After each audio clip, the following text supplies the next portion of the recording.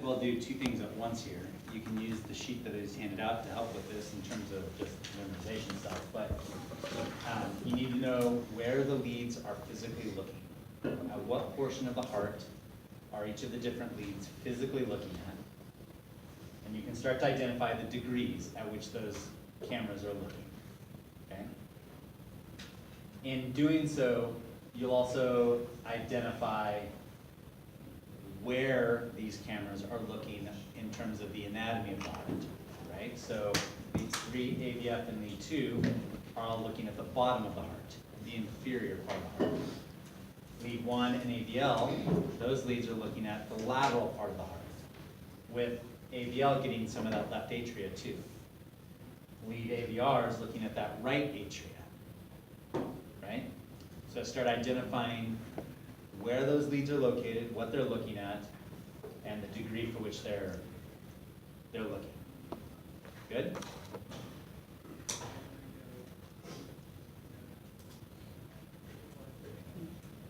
This is what we've been doing, right? We identified that every single lead has a biphasic lead. Every single lead has a biphasic lead. So every single lead has an opposite lead in some fashion, or not an opposite, but a lead that's 90 degrees to it. So AVF and lead 1 are biphasic to each other. Leads 2 and AVL are biphasic to each other. And leads 3 and AVR are biphasic to each other. That means each pair of leads splits the circle in half, but in a different spot each time. That means we have 3 different places that it splits the circle in half, and they're all equidistant from each other, which is just another way of saying that we are cutting this pie 6 different ways and having 12 different pieces of it that are all the same size, all 30 degrees off of each other. Okay? So now to start identifying both what degree a camera is looking at, and also what its biphasic is. Get used to pairing those. AVF lead 1, lead 2 in AVL, lead 3 in AVR. Good? And you identify the camera as a degree, right? So lead. And we're now identifying cameras as a degree. Okay, so camera 2 is 60. That's correct. Okay. Camera 1, lead 1 is. Will you go back a 0. slide Yeah. and then say that again? Yeah, we are identifying not only the leads from an anatomical location, but from a degree location. So lead 2 is inferior, looking at 60 degrees on our hexaxial axis, right? AVF is an inferior lead that looks at 90 degrees. Lead 3 is an inferior lead that looks at 120 degrees, right? AVL is a lateral lead that looks at negative 30 degrees. Okay? There's a medial lead that looks at negative 150 degrees. Okay? Would you say AVR is a medial lead or a medial superior lead? I didn't say either of those. AVR looks at the right atria, Okay. primarily. So you have a patient, 10 out of 10 crushing chest pain and D12 lead, and they've got no ST elevation and any leads. Are you going to do a posterior and a right-sided as well? Probably not. It depends on what the EKG shows me. So if I see evidence, so our normal 12 lead does show us stuff on the right and would give us evidence to then push it to look at the right. And our normal 12 lead also gives us evidence that something might be happening on the posterior, which would then let me do a 15 lead to actually get the posterior. Okay? So I'll look at evidence first. Okay. So when it comes to 12 lead and MIs, 12 leads, assuming the human error is taken out of the mix, okay? Assuming you've got a medic that's not a doughhead and they know how to hook up the 12 leads. 12 leads are 100% diagnostic of MIs. They're not wrong, okay? However, not all MIs show up on a 12 lead. You understand what I just said? Yes.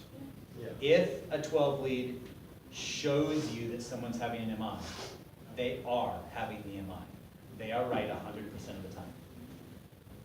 But there are some MIs that don't show up on the 12 lead. There are some MIs that don't change the electrical activity and therefore don't show up on the. So when would you, if it's not showing up on the 12 lead, when would you call in that this person is having an MI to You do? wouldn't be able to say they're having an MI. So when we talk about the STEMI program, we have STEMI MIs and non-STEMI MIs. Non-STEMI MIs can only be confirmed with blood work and activation through the cath lab basically from the troponin levels, because you can't use the EKG to determine it. That's one reason why we want them to show up on 12 leads, and most of them do. And you can activate the cath lab through the STEMI program because they're right 100% of the time. Is that also why we do a 12 lead before we give nitro? And that's why we typically give 12 leads before we give vasoactivated drugs that are gonna potentially clear up what the ST elevations look at. Because ST elevations are acute. So if the person is going through an infarct, it'll show up on the ST. The minute the infarct is reperfused, it goes away. So it's acute. It's not something like, it's not one of those things where they have this MI and so the ST elevation stays for a while after the MI is done. It's there while they're having it and it's gone when they're not. Or it's there when they're having it and it's gone when the electrical activity is corrected through reperfusion. So we typically want to get our 12 leads done before we give reperfusing drugs because we want to be able to see it. Because if it goes away, one of the problems that we have is that we can't enter them into the STEMI program. You can't completely page out cardiologists, redo all the elective surgeries that are going on and everything else for somebody that you can't confirm is having an MI. So then you have to wait for the blood tests to come back before they go through that process. Okay? So EKGs are 100% diagnostic when they show, but do realize that some MIs don't show up on them. That's not a problem with the EKG. That's the fact that the MI is not causing an electrical disturbance to begin with. Does that mean it's not quite as bad as one that would cause? Not necessarily. It's just the location of it is something that's not coming out on the EKG. Let me change that. The location is not coming out on the EKG, and yes, typically it's not as bad as the ones that are showing the ST elevation because you are getting a huge change at that point. If someone has a That doesn't mean MI, it's not bad though. Okay, go ahead. if somebody has an MI years ago, and then they have an area of dead tissue, will that show up on the EKG as, but it will show up as ST elevation? The Q wave will be. Q wave. More than 1/3 the size of the. Correct. ST elevation is always diagnostic of an MI, of an infarct, Acute Not MI. something that's acute. and depression is diagnostic of ischemia. Correct. Acute. Okay. Yep. ST changes are acute changes. Right? ST changes are acute changes because they are electrolyte imbalance changes that are happening right now. Right? I'm sorry, can you repeat that with like a past MI in the queue? Andrew is asking if someone had an MI in the past at some point in time and there is dead tissue there, would that show up as ST changes still? Right. It's not. And it's not. It shows up as Q wave changes. Okay. So Q waves will develop in locations, and Q waves won't develop, you can't see Q waves in every lead necessarily, but Q waves will typically develop in areas where you've had dead tissue. We'll just, when we talk about the MIs in a little while, we'll talk about why the Q wave shows up. Okay. And is it dependent on like the size of them? Yep, so what's a pathologic Q wave? Justin? Greater than 1/3 the size of the R wave. So greater than 1/3 the size of the R wave, or Wide? 1 millimeter. How wide? 1 millimeter. 1 millimeter? 1 box? you know, remember how wide? 2 boxes? 3 boxes? Just gonna keep throwing it out there. I feel like we just had a quiz question on this. All right. What'd you say? .03 seconds, So, which is 3/4 of a little box. 3/4. so if it's one box, it's pathological, Absolutely. pretty much. And it's an or, not an and. It's an or. Either one of those means that it's pathologic. Commonly you see them both, but it's an or. Good? Okay. Okay, so every lead has a biphasic lead, and we are getting familiar with what those are. You are needing to be familiar with what they are, so that you can very quickly be looking at, AVL and seeing that it is all positive and knowing that lead 2 should likely be biphasic then. Okay? All right. We talked about we talked about the splitting up of the circle in halves based on those leads. Here we're looking at AVF and lead 1. You can do this with any 2 biphasic leads. So you can do this with lead 2 and AVL. You can do this with lead 3 and AVR. But anything in the blue half of the circle, any vector in the blue half of the circle would make lead 1 positive, and anything in the white half of the circle would make lead 1 negative. And we find that based on its biphasic lead. So AVF is the biphasic lead, the perpendicular lead to it. So anything to the left, just making sure, right? Anything to the left of AVF would make lead 1 positive. Anything to the right of AVF would make lead 1 negative. We can do that with any 2 biphasic leads. You just have to be able to have that abstract understanding that this could be my circle, half that way and half this way, right? Or this could be my circle, half this way and half that way, for any 2 leads. Does that make sense? To help figure that out. So we broke it down into the quadrants. In terms of breaking it down into the quadrants, we looked at which 2 leads? Lead 1 and AVF. Lead 1 and AVF breaks it down into quadrants that make sense to our brain, which is why these leads were used and why they were named this way. So we used AVF and we used lead 1 to break them into 4 quadrants. And then we just identified what lead 1 and AVF looked like in those particular quadrants. Both of them are positive in the normal quadrant. Both of them are negative in the extreme right quadrant. AVF is negative, lead 1 is positive in the left quadrant. And lead 1 is negative and AVF is positive in the right quadrant. Good? That broke it down to quadrants. If the electrical axis was in the extreme right, the right, or the normal quadrant, then in terms of quadrants, we're done. We know what we need to know.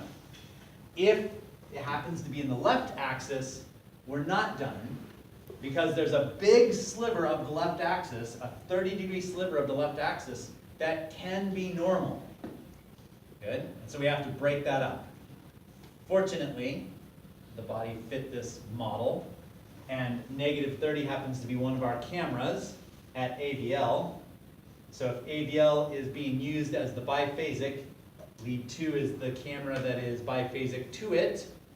So therefore we can just look at lead 2.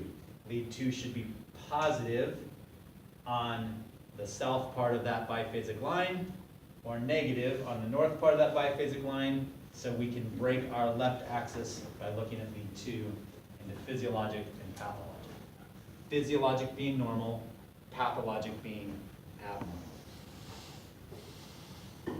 So, we looked at this, and lead 1 and AVF would both be positive if the axis were traveling in that normal quadrant.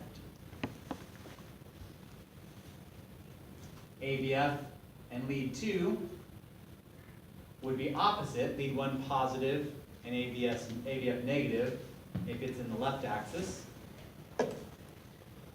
In the extreme right axis, both of them will be negative. And in the right axis, lead 1 will be negative and AVF will be positive. And it doesn't matter how negative, or how positive. If it's at all positive or at all negative, in proportion to its own self, right? If it's slightly more positive than it is negative, or slightly more negative than it is positive, then we call it all positive or all negative. Do we understand what I just said? Yes. So we don't care about anything other than the quadrant at that point. Because at this point, we're just trying to identify the quadrant. If we identify that it's the left quadrant, we have to do that extra step of looking at what lead? Lead 2. So we go that extra step of looking at lead 2, and when we do that, then we know, because we know that normal can actually be anywhere from -30 all the way down.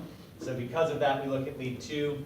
Lead 2 should be positive if we are in the normal quadrant or the physiologic left axis quadrant, so fantastic. And it should be negative if we're in the pathologic left axis quadrant, so we look at lead 2. If it's positive, we call it physiologic left axis deviation, and if it's negative, we call it pathologic left axis deviation. We don't care about that other 20%. That's what I was gonna ask. For all intents and The purposes. other 10%, The 20, the 90 to the 110. 10 degrees, 110. the other 10 degrees, yeah, the 90 to 110. It's I guess it's 20, yeah, that extra Yeah, so it was right, RAD. 20 degrees there. So 20 degrees is, I mean, if we're only talking It's reasonable. only 30 degrees, but 30 degrees is, Yeah, it's Pathologic reason, it's a reasonable amount Okay. that is sitting there. And we don't have any, it doesn't fall on the line of any particular line, so we would just note it if we were to see it. Or if you were to find a patient that had an axis that's 105, 110, you wouldn't be, You Really know, upset you know with if ABF was bigger than lead 3, then you're good. well, I mean, you could, as long as everything's normal for them, yes. That's something you can say. It'd be harder to lock in. Oh, harder to lock in. Good? Okay, so we found the quadrant. And now we're gonna start isolating these leads just a little bit more. Sometimes we'll ask for quadrant stuff. Sometimes in your patient, just identifying the quadrant is adequate, because all you're doing is going, okay, I just need to know that they're in this category, or I need to know what collection of things I need to be looking at, and you're done. And it's no big deal, that's it. Sometimes you're gonna have serial EKGs or something where you start to see shifts in their axis, where knowing that the axis is moving is actually beneficial to know, right? And then from an academic standpoint of you just understanding the general concept, I'll want you to be able to identify a degree mark for what these actually are. So we identified the quadrant, but now I'm wanting you to go one step further and identify the actual degrees, or within a range of what the degrees are actually at for that axis.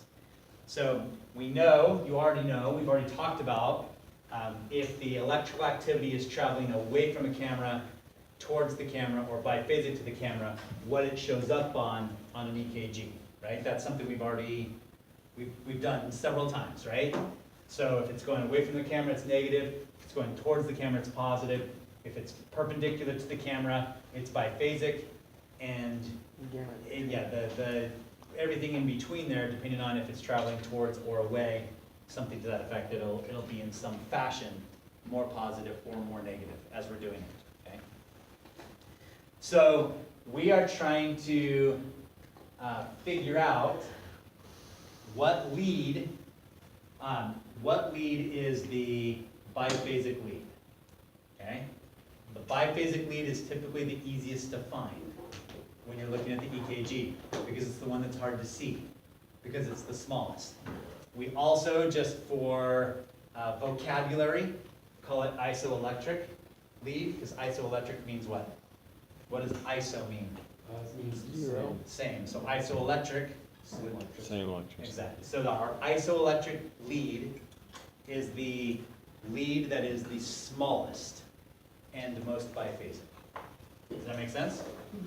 So it should be easy to find. You look at the 6 leads, 1, 2, 3, AVR, AVL, AVF, and find the smallest one. Find the smallest and most biphasic one. Does it matter which direction and flex first, positive or negative? Not for the purpose of what we're gonna talk about right now. So for bundle branch? Eventually, we'll discuss when that is important, yes. So find the smallest and most biphasic, the most isoelectric lead that you can find, right? If you have two of them that seem to be the same size, because that happens sometimes, choose the one that is most biphasic and small, okay? All right, so we have the smallest and most biphasic one that we have, and then we're gonna try to find the lead that is closest to that line. So here's what we're basically gonna do. We're gonna take the T of a T, if you think of it this way, it's fine. You can actually draw this if you wanted to. We're gonna put this blue line basically on that lead, that biphasic lead, on our picture, on our circle, okay? And the arrow, the T part, the staff, what do you call it? I don't know, the shaft of the T, whatever. You've got the T of the T, the whatever. The stand? The stand of the T. The stand of the T should either be pointing directly at the lead that is the main lead, or directly opposite it. We're killing Janae.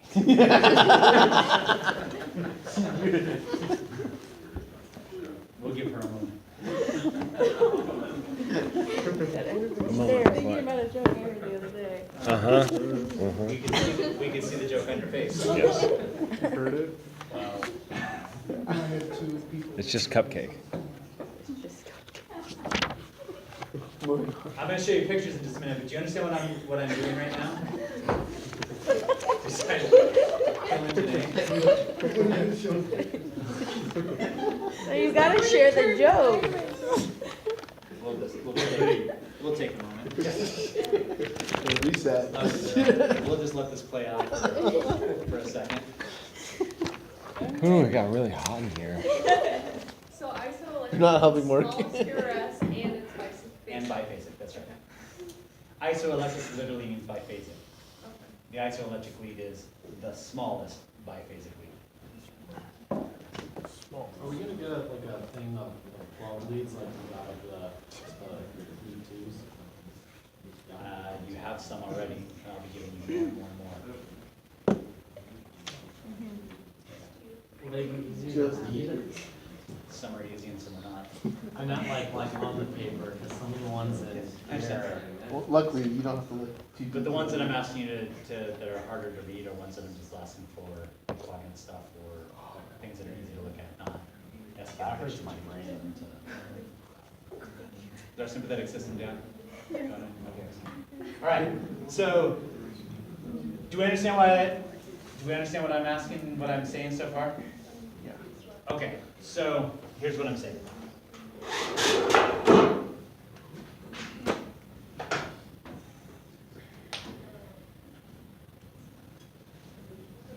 It's a good example. 314. There's your isoelectric. So that would be AVR with isoelectric.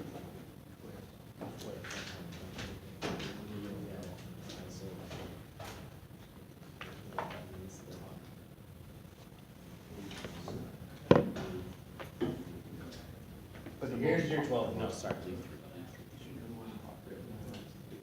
Here's the start of your 12 that you're looking for. And let's say that we have, lead 2 looks like this.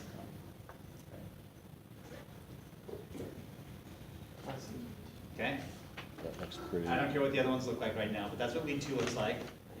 And when I'm looking at them, I'm looking at that going, that is the smallest and most biphasic of the leads. Make sense? Okay. That's the smallest and most biphasic of the leads.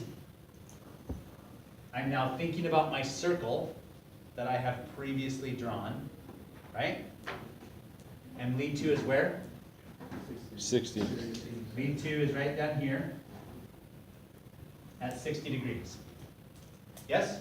Yes. Okay. So I am taking my T that I have here. I am taking the crossing portion of my T, and I am putting it on lead 2. I'll use the same color even. I'm putting the crossing portion on lead 2. I'm setting my T right there. And now my arrow, I don't want to call it what I was going to call it, because we're going to set Janae off again. The leg is either going to point that way or that way. Do you understand that? Depending on if that lead, which is AVL, is positive or negative?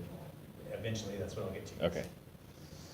Right? So what I've done is I've now figured out that this person's electrical axis is either traveling here or here, one or the other.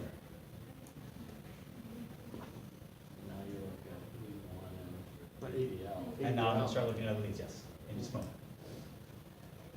Are we clear so far? On what we just did? Yes.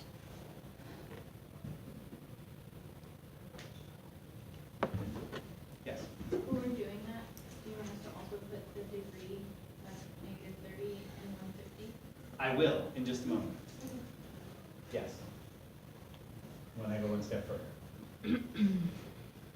So placing the blue line, in this case it's blue, you're not gonna have a blue line, and you're doing this in your head, I realize. You can physically do it on paper too, but I'm saying, this is what is going through your head to try to figure out where things are going. The blue line is directly on that biphasic lead, and then you're going from there.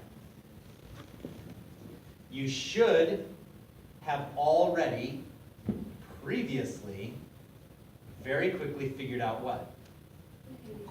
Which quadrant? The quadrant.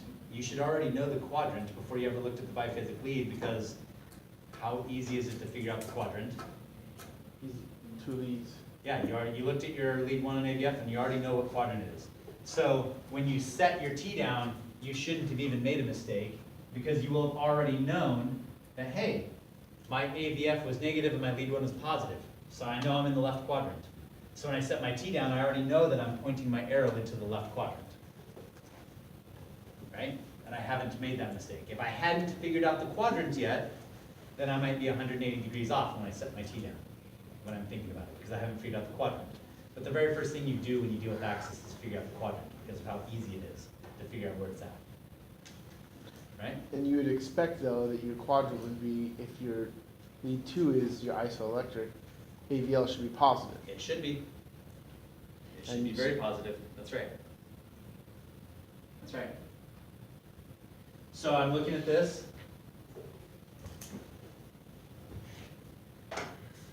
Right? You see that okay? No. So my lead 1 is what? My AVF is what? Isoelectric. Yeah, it's pretty isoelectric, so that's good to know. So where's my quadrant? What quadrant would I? Normal. Normal or Right on the line. right on the line, Yeah. left, right? So I'm somewhere right between normal and left, right? So then my next thing is I'm supposed to find the biphasic lead. Which is the biphasic lead? AVF. I'm gonna find AVF. I'm gonna set my T right on AVF, right? I'm gonna set my T right on AVF. I already know that my quadrant is on the border between normal and left, so I know which way my arrow is supposed to point. So I'm pointing directionally towards where that activity is. That make sense?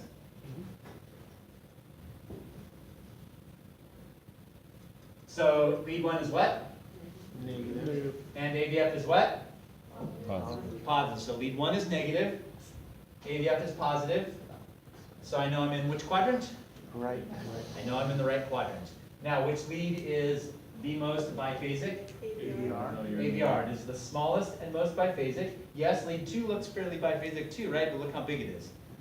Lead AVR meets the criteria of being the most biphasic and the smallest. So I'm going to put my T directly over AVR. I already know that my quadrant is the right quadrant, so I'm piling my arrow down into the right quadrant.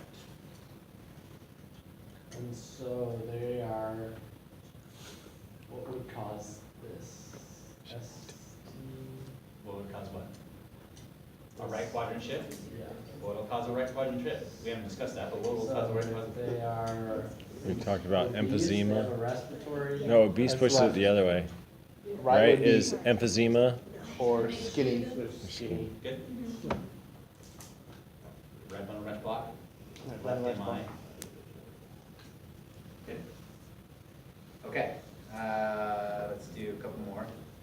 One more, and then we'll. so emphysema or skinny is a anatomical that'll push it right, but bundle branch or MI is what physiologically will push it right, Conduction. Electric. Electric. electrically. Okay, so what's lead one? Positive. What's ABF? So we're in what quadrant? We're in the left quadrant. Which lead is the most biphasic lead here? 2. So 2 are ABR. Which one looks more biphasic? 2, It's hard to I'd say tell two, because they're both yeah. close. There's more positive in 2. But let's look at this for just a minute.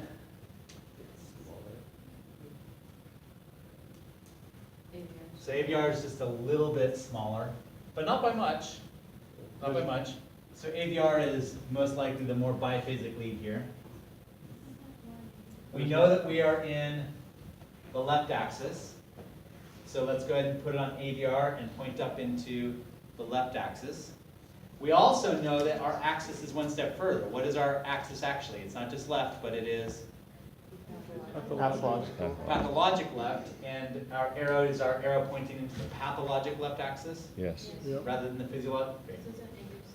Is this method good enough, the T method good enough to name the degree? So could we say that? it's not- Almost. We're not quite there. Okay. It gets you it gets you within 30 degrees of it, and then you're gonna identify which 15 degree set it's going. Because now yeah. Okay. Why are you setting your margin at 15 degrees?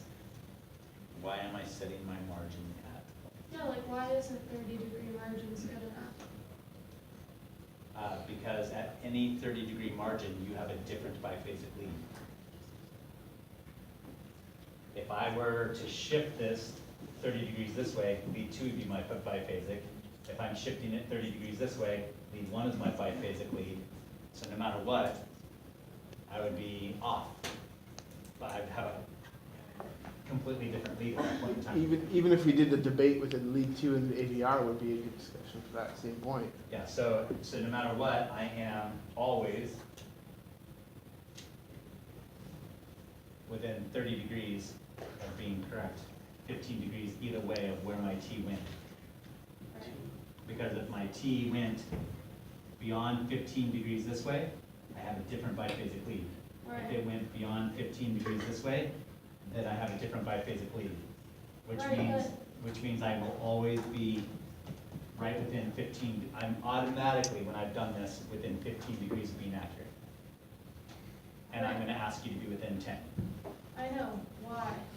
Why what? Why do we need to be accurate within 10? Because I want you to be able to find the actual degrees of this heart and understand what it means to find that axis. But it's not gonna change your pathologic interpretation because to decide whether or not it's pathologic You're or right. physiologic, You're right, that's what, but it'll help you to understand both what axis actually is. It'll let me know that you know what axis actually is. And when you get serial EKGs, you can start to identify small changes in axis that are happening to your patient over the course of the time that you have them. You picked up your patient at somebody's house, wherever it is, and you have a 50-minute transport time. And over that 50-minute transport time, you're going to be doing serial EKGs that you're dealing with them because you're coming from a rural setting to the hospital, and you start to notice changes in their axis. That should steer you down a path of going, okay, why am I having axis changes in this patient right now? I won't say that you use axis in the field all the time. It doesn't change the fact that I want you to understand axis and then how to use it and how not to. But no matter what, once you've done what I just did here, I'm within 15 degrees of what the actual axis of that heart is automatically. Good? well, I'm within 30 degrees, but with what you're about to know next, you'll be within 15 easily. This next little part. You all understand? Okay. Okay, so realize just terminology. The isoelectric limb lead and the isoelectric line are not the same. The isoelectric line is the true isoelectric line of the heart. The isoelectric limb lead is the lead that is closest to that actual line. Does that make sense? Yes? Okay. So, only if the isoelectric lead is the smallest and perfectly isoelectric would it actually be the line also. So just keep that in mind. But we're gonna get within 5 to 10 degrees of the actual axis of the heart every time just by doing this simple thing with it. So, okay, so as we're looking at it, and we're trying to narrow this axis down just a little bit.